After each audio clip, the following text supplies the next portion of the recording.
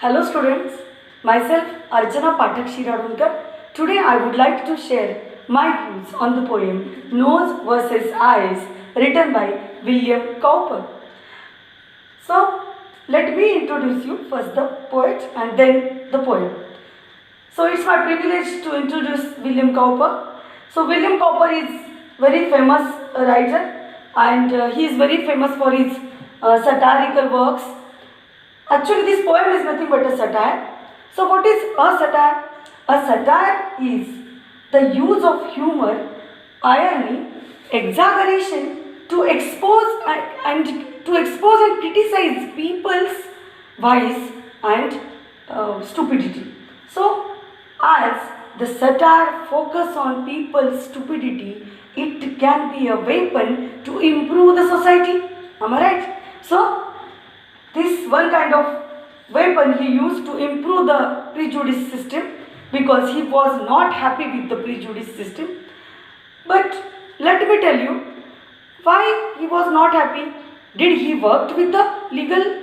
Did he worked with the legal profession? Yes, he worked very few years of his life with legal profession. That time, though he studied jurisprudence, he later admitted that he was not much inclined to the legal profession. He wrote the statement. Let me read the statement for you.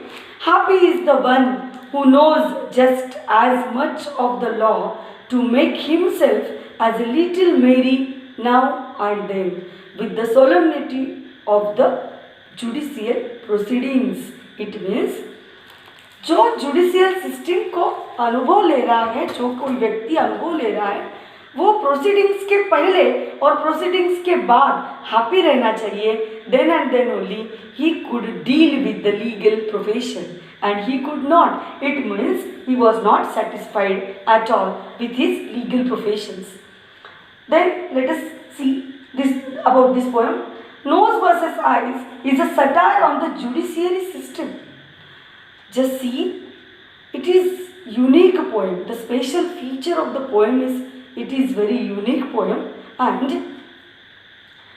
one who can write satire on judiciary system can be a guilt, it can be a crime, it's not a joke, but the way he presented in his own mocking style made it humorous for us, and we will definitely enjoy, though it is very truthful. So let us see the poem. Actually, he is emphasizing upon the lack of empathy and common sense of the prejudice system.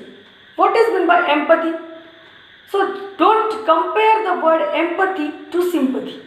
Sympathy is different, that is daya, but empathy is to put oneself into our shoes, is nothing but the empathy. So he wants to focus on empathy and common sense of the prejudice system. So let us study this satire. I am very sure that we will definitely enjoy the poem. Just stay on. So this is a dispute between nose and eyes for the possession of the glasses, for the possession of the spectacles. Can you imagine? There's both the sensory organs are fighting for the cake, and the cake is nothing but the spectacles. So actually, eyes are the sensory organs, one who badly need the spectacles, but this nose is claiming his possession for the spectacles. So let us see what was the argument exactly. There was a dispute between nose and eyes for the glasses. The tongue was the lawyer, and the chief baron, means the main person, the judge, are nothing but the ears, are the ears. Then the tongue was a lawyer, and it raised the issue with professionalism. Can you imagine that the tongue is raising the question? Actually, the tongue is want to talk from nose side first. How intelligent that lawyer is, that he is presenting the side of the nose, one who only wear the glasses. How The argument was impressive. I would like to share with you. See that? The argument started on the side of nose. Always had the glasses to wear.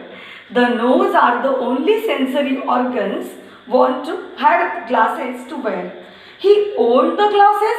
That's why he owned the glasses. It means he owned the glasses. That's why the possession must be of nose only, nose itself. Then the width of the nose was so wide that it was designed to rest perfectly on the nose. So what was the argument? The lawyer pointed out Judge's eyes as he had a nose on the lawyer. To have one's nose on someone means to point out something very clearly or to stress or to give emphasis on the same. The face without nose is never there. Who can wear the glasses then?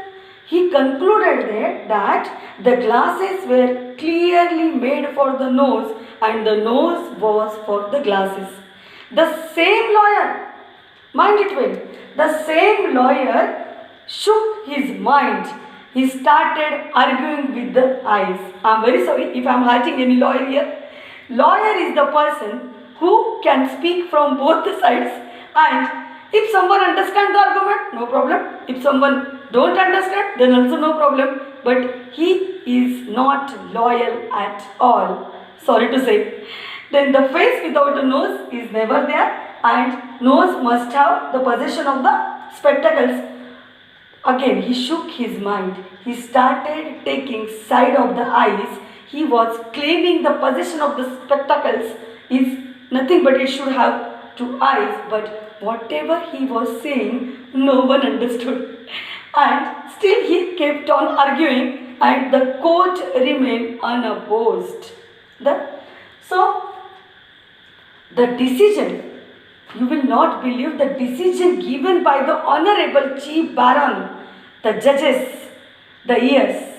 The decision was that the possession of the spectacles must be with the nose. Must be given to the nose and the eyes must shut when the nose is using the spectacles. Isn't it irony? Isn't it an injustice? Injustice to the eyes? मतलब judicial system में क्या होता है, अक्सर क्या होता है, जो जिसका नहीं है वो उस पर हक जताता है, लॉयर के थ्रू उसको साबित करने की कोशिश करता है, लॉयर अपना इंटेलिजेंस बहुत दांव पे लगाता है, वो उसी का है करके साबित करता है, और जिसका है वो जिसको ज़रूरी है उसको तो मिलने से रहा और वो उसका आत्मसम्मान ही खो देता है. इट मीन्स जो वीक है वो अपनी चीज़ पे हक खुद साबित नहीं कर पाता है. And this is the blue fall of the judicial system. So let us see the theme और central idea of the poem. The theme is about typical human behavior in the society which is greedy. People who grab something which is not theirs and deprive those who deserve it. Just let me repeat the thing because this is nothing but the crux of the poem, the central idea of the poem, the theme of the poem.